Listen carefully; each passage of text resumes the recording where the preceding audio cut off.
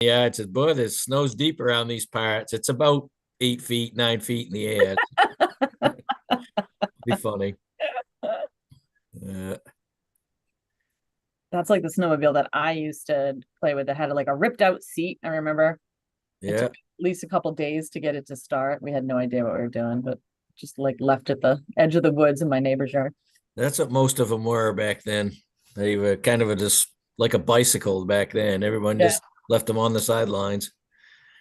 Uh, I think the only piece that really is usable on that sled is the handlebars, which I don't know if you can see it. Yeah, are tough. Like that's some heavy Yeah, the rest steering. of it was, oh, you could have seen how bad it was. It was a mess, but oh well.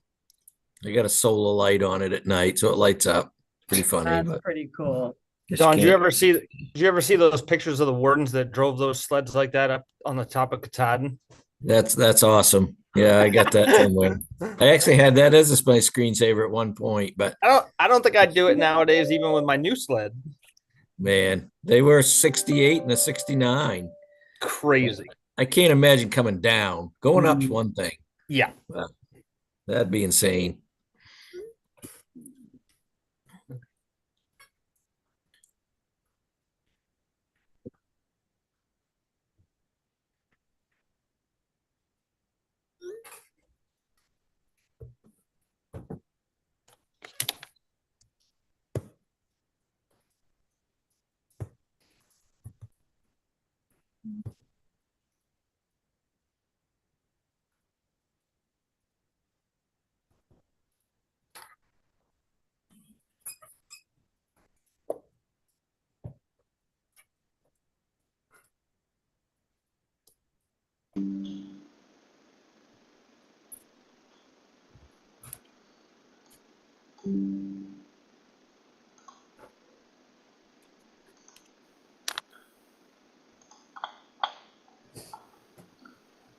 Good afternoon.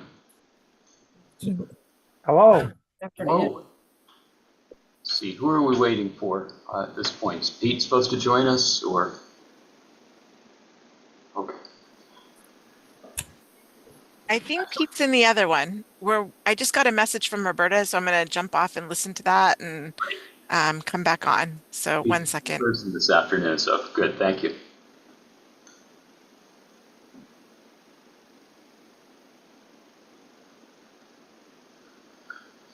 So everyone's back from summer vacations, all rested and ready to go through the fall. I'm okay. So you see a little head shaking there. It's your story. Tell it how you want. Yeah. Yeah. No rest for the weary. But that's okay. We're Mainers. We're strong. We can do this. This is kind of when summer vacation begins. Everybody else is gone. Yeah, we should be breathing, but no. Exactly. We gotta do these meetings. Yeah, for those who have to deal with tourists all summer, that's right. Yeah.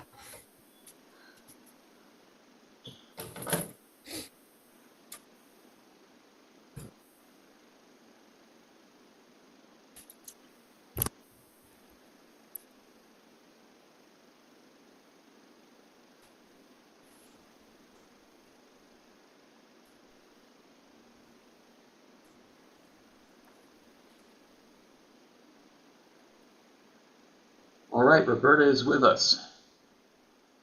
Yeah, I just tried to get on using the most recent link and it said it was invalid, but I went back and found an earlier one and that worked. So I'm all set.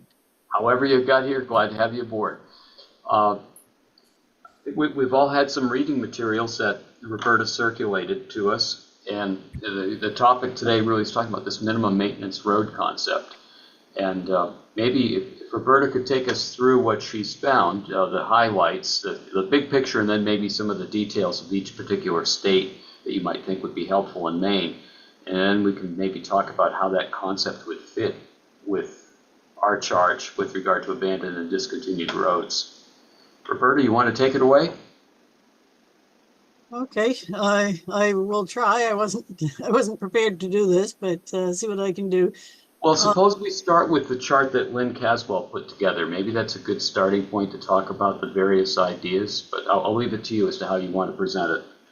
Well, kind of as a very brief overview, I found that most of the states that have minimum maintenance roads have some sort of process for fulfilling due process. Some of them do a better job than others. Some of them I think are overcomplicated. Some of them I think are oversimplified. But one of the things that most of them seem to agree on is that you cannot reduce a road to minimum maintenance if anybody still lives on it. And I think that kind of puts Maine to shame, because we have towns in Maine that will discontinue a road because they deem that there are too few people living on it to be worth maintaining it. So that's something that we want to kind of rethink, whether Maine is doing right by their people. There are one or two states that have some version of remote residential roads. And I think that's probably a better fit for what we're looking for, because that does allow a road to have lesser maintenance while there are people living on it. Which states do that one? I will have to pull my notes back up again. I apologize for not having everything right at my fingertips here. I've been scrambling because it's haying season. So robots to haying. Let's see. Okay, let me find where my summary was here. Oh, I know I had some kind of summary. Oh, I know what it was. It was the email that I sent you. Right, and you talk about Nebraska having a remote residential road. Yes. Let me pull that one up. Nebraska remote residential. Here we go. Okay. Yeah, they have various classifications. They do have a minimum maintenance road, which is defined as providing only those activities and services required for the usage by farm machinery and occasional or intermittent use by passenger or commercial vehicles. And then they also have the remote residential roads.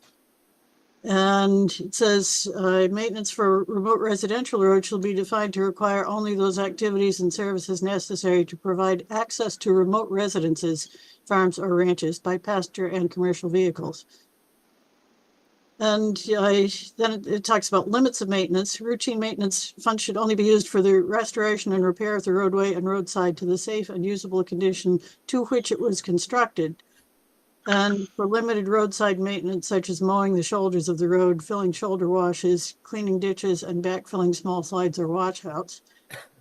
On existing aggregate surface or paved surface roads reclassified to remote residential, maintenance includes maintaining the roadway and roadside and the surfacing width that existed at the time the road was reclassified, or converting all or part of the existing pavement to crushed aggregate of any type, providing the existing traveled way width and surfacing width is maintained.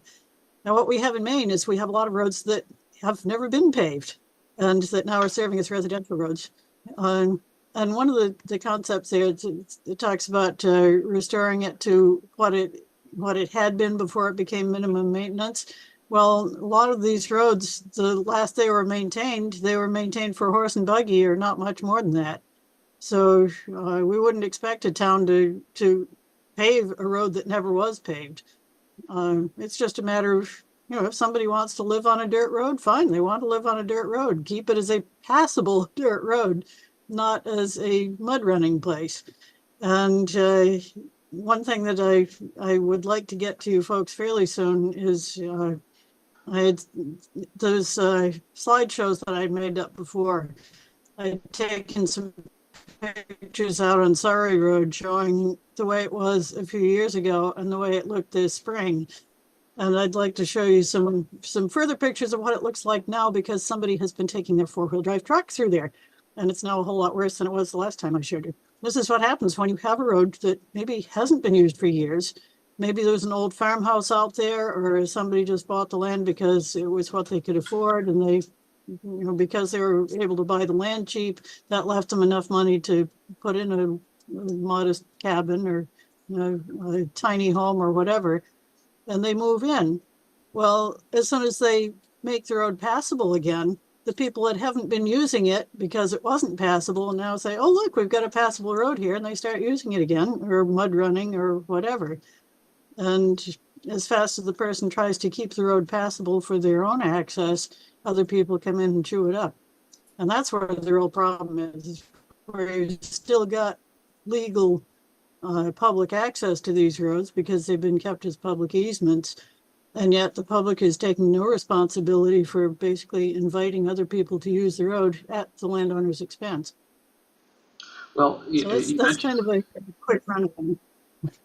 I understand that frustration, but you mentioned something at the beginning, and that was the idea of due process, because nobody should be residing on one of these roads when it is brought down to a public easement standard or a minimum maintenance road. It shouldn't be reducing it to that standard until What happens if something is already a public easement, no one's living on it, when it's made a public easement?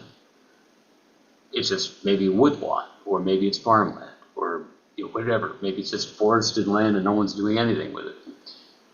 But then someone buys it, buys land and builds a house after it's made a public easement, after damages have been paid. What happens then? Part of the problem is that the damages that are paid at the time when it's reduced to a public easement, that doesn't take into account the cost of maintenance going forward if the public is still going to be using the road. If it could become a private road, and this is where we pushed for having a process for converting a public easement into a shared private easement, that would solve a lot of the problem, because then you wouldn't have the public using it, or at least not to as great an extent. You might have the occasional road who goes in there anyway, but you could at least post it as being a private road. You could even gate it if it's a problem, as long as all the abutters have keys. But there is one, I did find a list of court cases having to do with minimum maintenance for roads. And there was one case where a road had been reduced to minimum maintenance because there was nothing on it except farmland. And someone bought a piece of land, applied for a building permit, and got a permit for a seasonal residence. And that was fine for a few years, but then he decided to make it a year-round residence, and then he wanted the road plowed.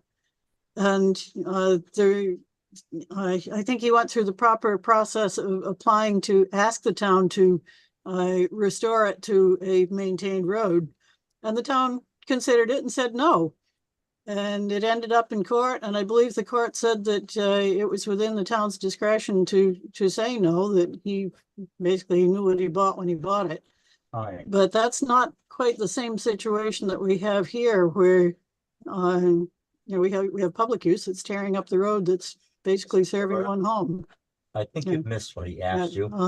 My husband has something to say. Yeah, it's just that when you asked about people moving in onto a public easement, well, first of all, whether you want to know how it went, I moved in onto one. I went to the town and asked the town, what's the status of the road? They told me differently than what the court was going to say later. All right. So the thing is that what you've got to do is towns have to keep records of every single inch of road they have, so they can explain to somebody, oh no, that's a public easement. We don't take care of it. You know what I would have said then? Good. Keep your land. I'm walking out, finding somewhere else. But you didn't give me that option. As government has to be responsible and has to be accountable. Because if it isn't, it's a one-way street to we have all the rights and too bad for you. Remember, it's not just you ought to know what you're buying when you're buying it, but the seller, venditor, needs to know what they're selling when they're selling it. And the other problem we have is manufacturers make equipment more and more rah for people to be able to use and abuse everything around. They advertise it even on TV. Watch this car or this truck go through this slim bay. People learn to do that, but they aren't told whose property is they're destroying or who's responsible for it. One of the statutes that I was just looking at was saying that it doesn't have to be restored to more than what it was when it was reduced to minimum maintenance, and the same kind of Going up to applies. the field, I'm taking Puppy with me. Yep. Steve's tractor's running. I'm gonna be shutting it down, but I'll leave it shortly. Sorry, so we've got to take care of haying here in the background.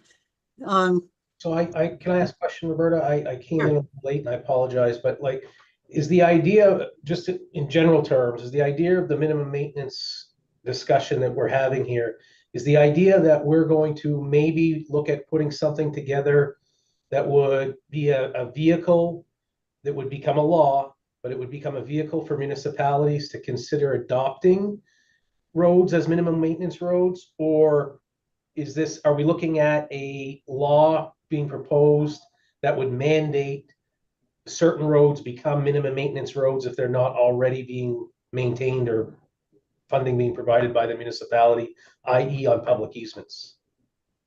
Okay, well, I think the primary thing that we would propose is that this is a step in between having a full town maintained road and having a discontinued road. That in a lot of cases where a town says that they can no longer afford to keep a road to full town road standard, their only other option is to discontinue all maintenance, a discontinued road completely. And that's where you end up with roads that do have houses on them already, and all of a sudden the road gets no maintenance. If the town could say, well, we're just going to reduce the maintenance, we will still keep it passable so that the people can get to their homes, then that saves the town's money. This is one of the things that came up over and over again in the research I was doing, that where there were comments on why towns might want to consider having minimum maintenance roads. There were two factors. One was to reduce the cost to the town of maintaining these roads to full townway standard, and the other was to reduce the town's liability. If they're no longer liable for keeping it safe and convenient for the traveling public, then, you know, if their only consideration is that it should be kept reasonably passable, then that reduces the town's liability as well as the expense to the town.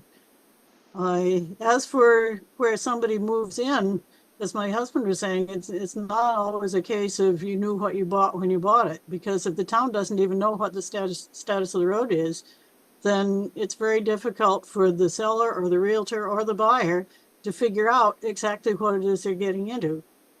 So I don't think that a township. I just wrote a little bit of history here. In that particular case that your husband dealt with, he bought the land, he went to see the town, he thought he was buying a private road, the town thought it was a private road, and then at some point in the future, it was determined that it was a public easement. Is that how that went down? More or less. When he asked the town what the status of the road was, they didn't even have the paperwork at their fingertips. What they pulled out was a scrapbook with newspaper clippings in it. And there was a clipping that said that it had been voted, the town had gone to the county commissioners and had asked for the road to be discontinued. And it said that the road had been closed, retained as a private way subject to gates and bars. And at that time, you know, the town said, we ain't got nothing to do with that road. And he assumed, well, it's private. Sounds like I can put up a gate. I can keep other people off it. That's fine. I'll maintain it myself. Boy, doesn't that sound familiar? The problem between private way and private road, and how people misunderstanding that. Yeah, which is why we want to get that terminology straightened out somehow. So what happened? What happened, Roberta? He put up a gate, and then people started complaining. He put up a gate, and the town came and cut it down and hauled it off, posts and all. And then when a logging company came in, he went to the town and said, could you at least ask them to restore the road when they're done to as good as I had it? 'Cause by then he had fixed it up to being quite a decent road. And the town refused. He even offered to pay for the phone call, and they refused to say anything to the logger. The logger at first said, oh yes, of course, we'll restore the road when we're done. And then the owner of the logging company died and his son took over, and his son said, basically, we don't have to do anything. The town has told us it's a public road. And that's when things really blew up, when the town changed its tune and said, oh, it's public, anybody can use it. What year was that? It was in the 1970s. It took until 1981 or 2 before it finally got through court. Okay. And then after that, the town started claiming on a regular basis that it was a public easement and that we couldn't stop anybody from using it. And I apologize for the phone ringing in the background. Where we started out was to ask Roberta to just take us through the concept of what this minimum maintenance road might be and where some examples might be, what it would, the benefits might be.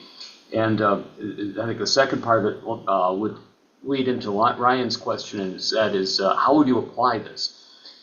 We have a road discontinuance policy and statutory abandonment where it gets put on hold in essence while people figure out, do we want to try to negotiate a private easement, or is the town going to hold a public easement? Do we want, would the idea be that going forward this would be another option on the menu? So it could be a private easement, it could be a minimum maintenance road, or it could be a public easement? Or, you know, going forward, or would that also be available looking backwards so that a town could be asked to take something that's now a public easement and instead could you maybe upgrade it to a minimum maintenance road? What was the thinking on this, Roberta? Well, making things retroactive gets you into trouble. That's how we ended up where we are, because it was after they bought the property here that they changed the law to say that you could abandon a road and that it would then become a public easement. And it was after he bought the property that they said that a private way is a public easement. So, you know, by changing the terminology and changing the understanding of what it was, then it changed the way it got treated. Well, hold it right there. In fairness, a private way may have been changed to public easement in 1976, but a private way always meant a way that the public had a right of access over, going back to colonial days. So there was always a private, just that the layman looking at that saying, oh, private way. It sounded a lot like private road, but it had that meaning in law of being a way over which the public had a right. And the other piece of that is, I understand, I like to go to the code enforcement officer and say, hey, can I put this building, my tool shed, 25 feet from the lot line? Here's my plan. I can't rely on that. The code enforcement officer is not an engineer, and that can always be taken away. And by the same token, we know how many of these road cases go to court. A bunch of them. Because no one's quite sure what the status is of those roads. We wind up having trials. You know, I defended Livermore, and one that went all the way to the U.S. Supreme Court on a writ of certiorari. And these people have differing takes on the facts. So it's unreasonable, really, to think that in City Hall or in Town Hall, they're going to know what the status is of every single road. I mean, they would have to wear black robes and have adjudicated all the facts and done all of the casework to get to those decisions. They can't. There's somewhere it's really clear. And then there's where it's not. And my answer to that is, let's start with the roads that we know we have and have a big map up on the wall so that new selectmen coming in can just look at it and say, oh yeah, we know that that one's a town way. Or, oh, that one, we don't know if it's a town way. At least then you've got a starting point. We've seen cases where a new road commissioner comes in and says, oh, we've never done anything to that road, when actually they've been grading it twice a year for years. But they don't know because the administration changes, the old people go out, and maybe nobody goes and asks them what it was. So if they had at least the ones that we know posted where everybody could find them easily, that's a starting point. Then chip away at the ones that are uncertain. There are going to be some that you go through the town records and yeah, you can find this is where it was discontinued. We know what it was. Or you go to the DOT map viewer site and you can find which ones the county discontinued. You can add those to the list. Eventually it'll get down to where there are fewer and fewer of these nobody knows roads. And then you can take those on a case-by-case basis, but you won't have so many errors. As for the change in terminology from private way to public easement, there is a difference that I don't think you're recognizing. The old private ways were laid out to a property that was not yet connected to the public road system. That meant that they were invariably dead-end roads. They basically served the person at the end of the road who needed access. And yes, the public was allowed to use it, but how much of the public uses a dead-end road? Well, most of them would be people going to that person's business. So it was in his interest to keep the road passable for those few members of the public who would use it. But when they decided that all discontinued roads are public easements, the problem was that most of these discontinued roads were through roads. The ones that aren't, I rarely hear about. The ones that I hear about are the ones that are through roads and people are using it who have no property on the road, who have no particular interest in the condition of the road. They just go through and leave. And they're the ones that cause the most damage. So there is a distinction between the old concept of a private way and the new concept of a public easement. And as you said, just the terminology leads people to think differently about them. When it was named a private way, people realized that, oh, it's not maintained by the public. But now that it's called a public easement, a lot of people don't realize that it's not maintained by the public. So there are a lot of concepts in there and a lot of different ways to go. I don't want to monopolize the conversation. Other folks have some comments or thoughts on this? I just was curious, Roberta, you started off and Jim led in with a retro versus looking forward. How many of the cases would be solved or go away if Maine threw a switch tomorrow and adopted, hey, if there's a residence that we can see that's paying town taxes for this road, then we need to maintain it to their residence. Would that eliminate half the cases, or is this just guessing? Yes and no. It would solve a lot of problems for the people who live on them, and it would cause a lot of problems for the towns, because there are going to be a lot of roads that really are not in condition for the town to take back in any form. So we'd have to be very careful about how to do that. Our vision would be that maybe it would be on a case-by-case basis. The bill that we proposed a couple of years ago made it very specific. It limited it down, and it got advertised as, oh, this means that all towns are going to have to maintain all discontinued roads. And that wasn't the idea at all. The idea was, if there is a residence on the road, and if the town had issued a building permit to allow that residence to be on the road, and if the property is then taxed as being a residential property rather than being raw land, well, now the town is getting more tax revenue because it's been converted from raw land to a residence. Take a little of that increased tax revenue and put it into the road just to help that person be able to get in and out. We weren't trying to open a grand can of worms and saying that every discontinued road now has to be brought up to town standard, and that's how it was advertised. It's no wonder it got squelched. That was not our intent at all. I do have a question to that point. Like, if it was brought up to a minimum maintenance road and the town had some say in that, would they be the ones that would allow recreational vehicles? Would they be able to say, hey, we're going to allow an ATV trail to go over this, or we're going to allow a snowmobile trail to go over this? If they're keeping it maintained for that purpose, that's what we've said all along, is that whatever the use is, whatever the rights are to a road, there should be responsibilities to go along with it. So if you're going to say the town has no rights to use the road, then okay, the town shouldn't have any responsibility.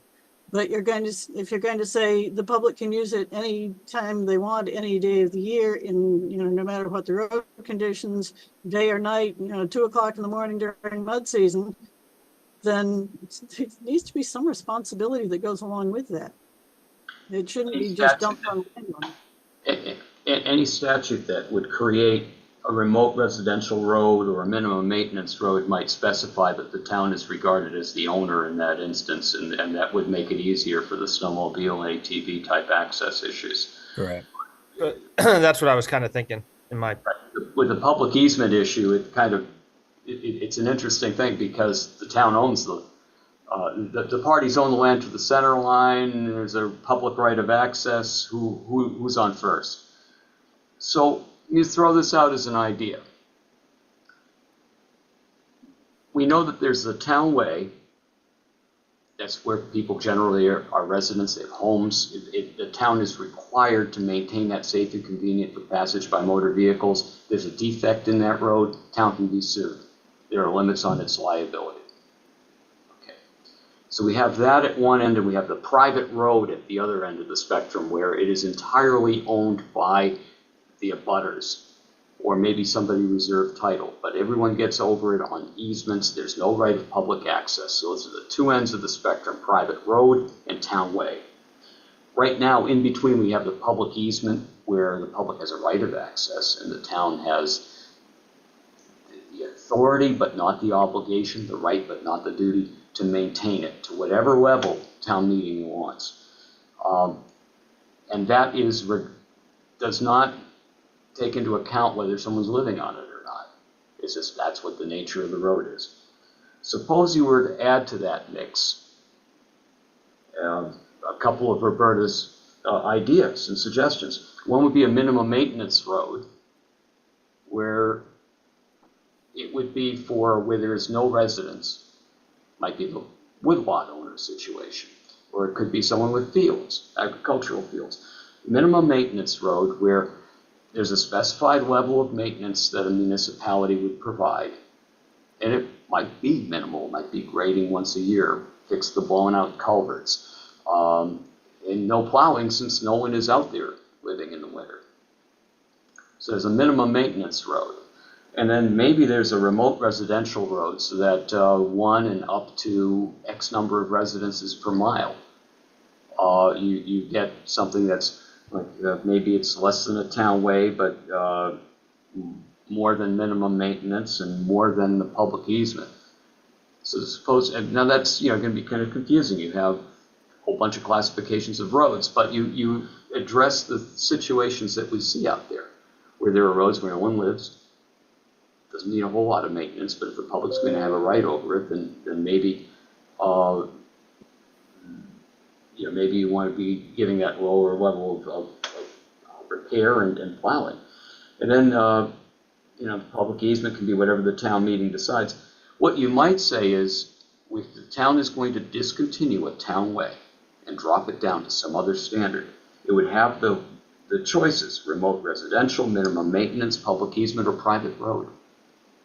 Because it may be that everybody on that road says, we want to control our own destiny and we just want to create our own road association, and folks just leave it a private road and we'll deed easements to each other and we'll be good. So that would be, town wouldn't have to do a darn thing. And in between we have the other classifications. Now this could be something that going forward, a town might have the option when it's statutorily abandoning a road or when it's discontinuing a road. I understand there's a concern with retroactivity, but let's say there's a road out there, it's a public easement right now.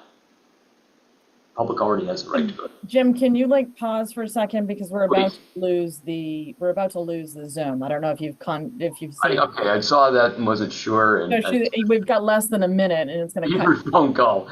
Okay. So she's going to have to restart this Zoom.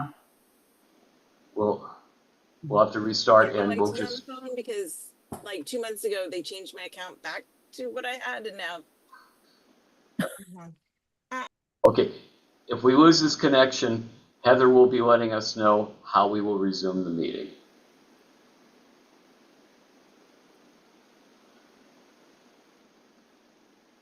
This is just too much fun, isn't it? You were talking about a road that's already a public easement.